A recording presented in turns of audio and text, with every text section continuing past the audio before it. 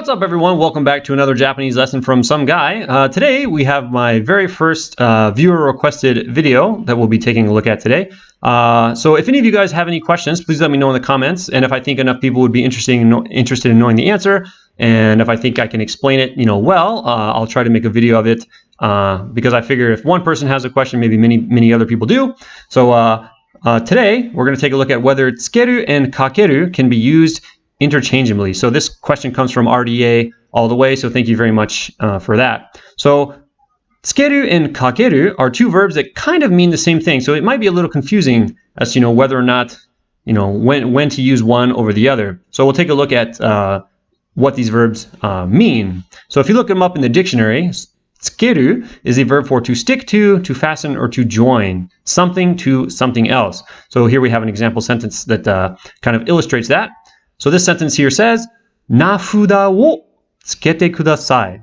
名札を付けてください. So this is 名札 means name tag. So please wear your name tag. So in this case, we can imagine that maybe this person needs the other person or wants the other person to stick or attach, their name tag to their shirt or to their jacket. So tsukeru is the appropriate verb in this case. And here we have another one. Kanji ni furiganaを付ける. So to attach or to place furigana on the kanji, right? So sometimes kanji characters have the hiragana reading of how to pronounce them over them. This is, of course, furigana. So again, it doesn't have to be a physical attachment, right? It can be, in this case, we're talking about, attaching characters to another character. So this is an appropriate use of tsukeru as well. Kakeru is, again, similar to tsukeru, but it has a more of like a suspending or kind of hanging image. So like to hang up a picture on a wall, or to hang a coat on a hook. So we can use kakeru with something like a picture. So we can sayえをかべにかける. So to put the picture on the wall, or to hang the picture on the wall. And another example, コートをハンガーにかける. So to put the coat on the hanger, or to hang the coat on the hanger. So again, we're suspending something. You can kind of imagine, it's just hanging there, suspended. And so this is how we use kakeru. So again, they're kind of similar in meaning, but they have, distinct usages.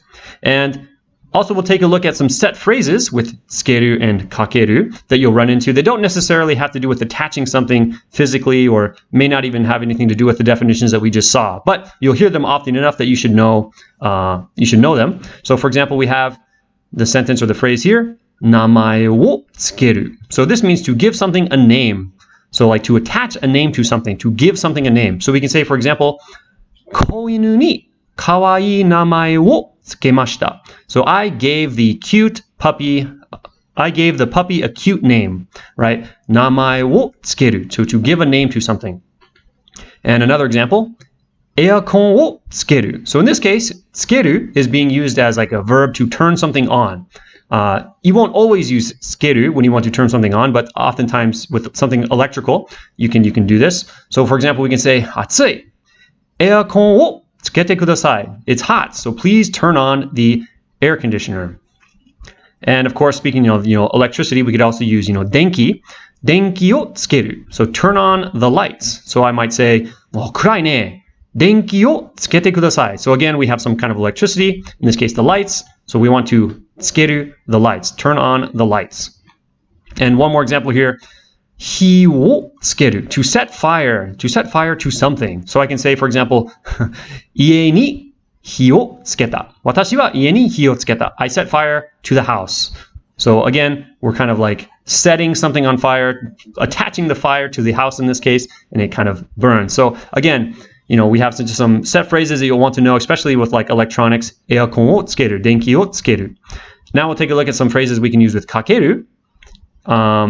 Probably one of the more common phrases you'll run into is, with メガネ, glasses. So メガネをかける means to wear your glasses. So again, you're not really like appending or adjoining the glasses to your face. You're kind of just like setting them or hanging them on your face, and then you'll take them off later, right? So you can say, for example, メガネをかけている人は誰ですか? So who is that person over there wearing glasses, or who is that person wearing glasses? Another phrase you'll often hear is 電話をかける. So this means to place a call. So we can have, for example, 彼に電話をかけたけど出なかった.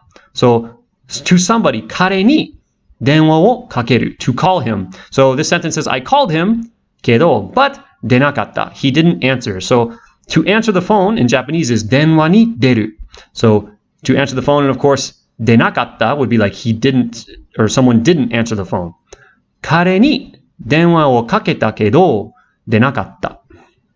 And another expression, with our alarm clock, 目覚まし時計をかける.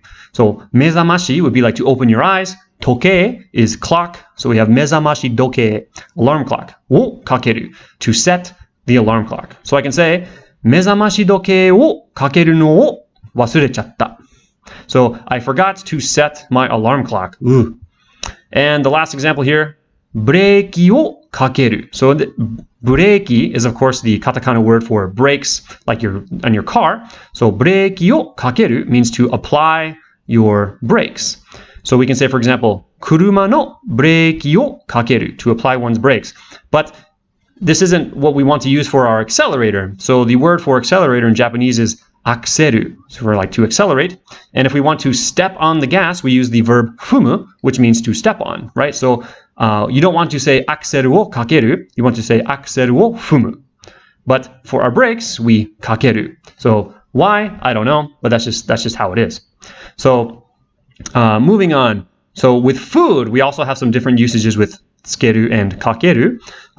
Basically, a good rule of thumb to just keep in mind is that つける is, more for like dipping something, dipping something into some kind of liquid or dipping something into a sauce. So here we have 刺身. お刺身は醤油をつけて食べます. So eat sashimi by, dipping it into the soy sauce. お刺身は醤油をつけて食べます. Kakeru, on the other hand, is more like a pouring of a liquid onto something else. So we can say, for example, サラダにドレッシングをかけて食べます. So pour the dressing onto the salad and eat it. So we don't, maybe you can kakeru or tsukeru if you like dip some salad into the sauce, but most of the time you're going to be pouring dressing or something onto your salad. In this case, you want to kakeru because you're going to place it all over. So with food, again, dipping with tsukeru and pouring with kakeru. And so to answer the question, can they be used interchangeably? As far as I know, the answer is no. My native Japanese-speaking friend couldn't really give me or think of any examples in which the meaning would stay the same. But that isn't to say that you can't switch out the verbs. So, of course, we can say, for example, we have, megane o kakeru, to wear glasses. So if I say, ロボットにメガネをかけた. That would be, I put glasses on the robot. But if I want to exchange kakeru or kaketa with tsuketa, I could say, ロボットにメガネをつけた. And in this way, when we use tsukeru, in my mind, I can imagine that you're kind of like screwing or like drilling the glasses onto the robot. And that way you're kind of affixing them and that the robot can't take them off, right? They're kind of stuck there. So like they become a part of the robot. So that's why we use kakeru with glasses, because nobody puts on their glasses and never takes them off again, right? They kind of come on and off.